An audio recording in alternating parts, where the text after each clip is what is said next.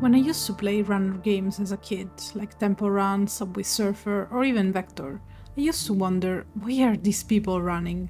Who is the protagonist of Vector and what has he done to be chased by people with dubious intentions? Are the kids of Subway Surfer just hooligans or are they like a gang? What is their story? What did they do to be chased by police besides graffiti? I know as a kid these subtle narrative elements didn't matter very much and I continued playing Vector and Subway Surfer just for the entertainment of it, but now with a little bit of game knowledge I wanted to make something a little different of that genre. What if you were actually running not from something, but to reach something? Not just a chase scene stretched into infinity, but a runner with handcrafted levels in which where you go can change your story. Something that gives you a reason to care about each choice. The main mechanic in an endless runner is to move the character through lanes to either survive an obstacle or get a collectible or object. But what if those lanes weren't just about survival and score multipliers, but also about choice? What if each lane was tied to a fragment of a story, creating a branching narrative based on where you decide to go with your character? Shifting left and right doesn't just dodge an obstacle, it changes the story of the character, its past and the levels that it will traverse.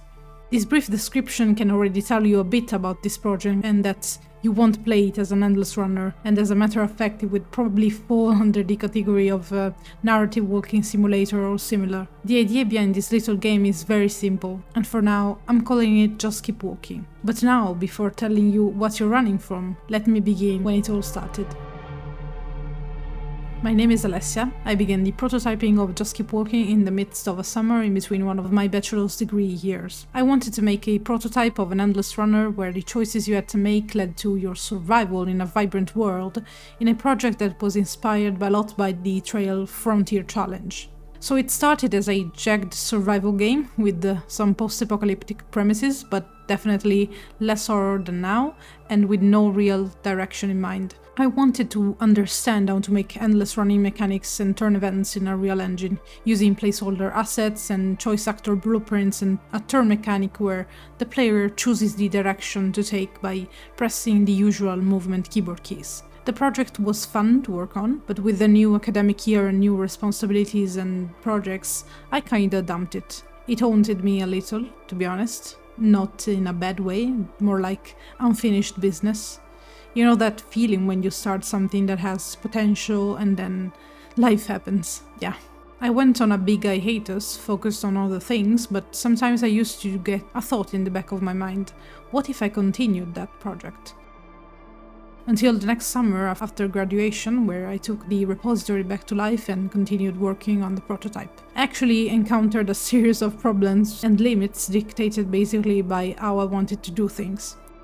So I scoped down, focusing only on the two main aspects of the game, the running mechanics and the choice-based turn event, which became more and more narrative-driven. Eventually, I sat down with myself and created better documentation and more well-thought game design plan that actually depicted where I wanted to go with this project. A narrative journey of a survivor trying to reach the border of a quarantine zone. I created placeholder actors that contained small phrases depicting the choices of the player. These are already being revised and you can already see what I'm going for now, since the phrases on the path will be not only thoughts about actions and choices, but also about the past and feelings of the protagonist. I opted for now for what I call black thought bubbles. I refined a little bit the turn event, which at this point was a box collision that communicated with the player and its control rotation. Recently I improved it with a series of maybe janky but definitely needed boolean checks for certain functions depending if I wanted to, for example, disable it coming from a certain direction. I also added motion warping, a proper jump and slide actions, questioning whether to keep them free or to bound them to QuickTime events when the player has an obstacle on the way. I actually added this recently for the slide mechanic, with a very simple function that traces a line from the player forward and checks if it collides with an object at a certain distance from the player. The mechanics were coming together, the code was working, but every time I opened the project, something felt off. It looked like a prototype, of course, but I needed the project to come together, not just grey boxes and placeholder assets. Unlike the bright and colorful runners I grew up with, I want this game to lean on environmental storytelling. The scenery itself tells you why you're running. Maybe you start in a place that feels vaguely familiar, a ruined neighborhood, an abandoned town. The world around you whispers pieces of the narrative, not just through those choices, but through the levels that you will traverse. Fortified villages, cities, haunted forests, places crawling with zombies. Now, I've been studying Blender and 3D art in an erratic way, mostly due to work stuff and time to, sleep, eat, and all these kinds of things. The desire to learn the program came not only from my past in self-taught drawing, but also to expand my skills, especially in the environment side. For the last years, I've been working in the game and level design, and as I specialize in levels, I wanted to have more and more tools to create blocking and environment concepts, and also because in some AA and indie companies, these skills are required of level designers, and in any case, they are seen as a plus. Knowing the 3D workflow from modeling to import and optimization on game engines is a big advantage that can be useful for optimizing level design work and communicating better with artists.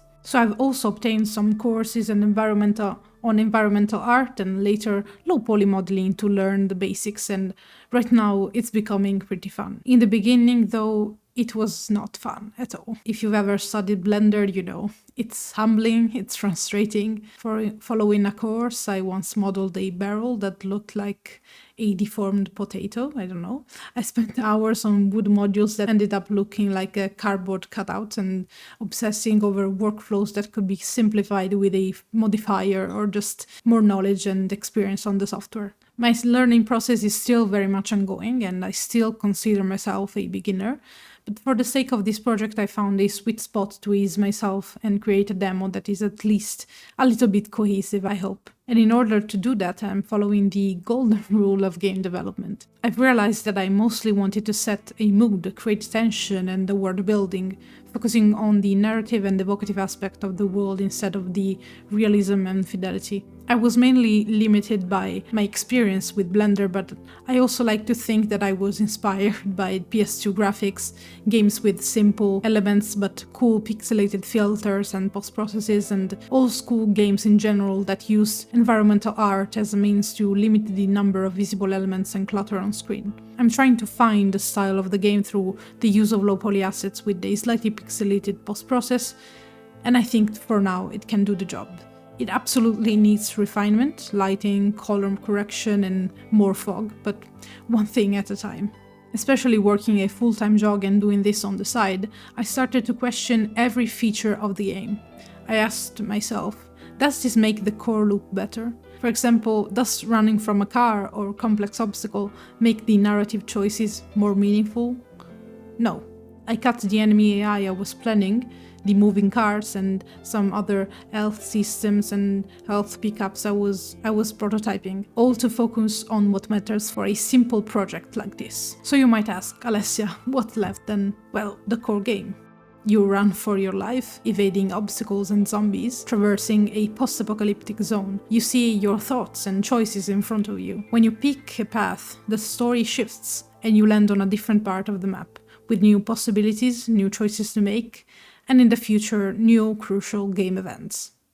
But that's a story for another time. Meanwhile, I guess I'm just gonna keep walking. Thank you for watching. Let me know what you think in the comments below. You can follow the development on my streamings and through the devlogs that we'll make on this channel. I'm assembling a little bit of a team for this and upcoming project, and you can also already enter our Discord, where we will keep you posted on the development of our games. If you like this devlog, make sure to follow us and hit it with a thumbs up, and I'll see you in the next video.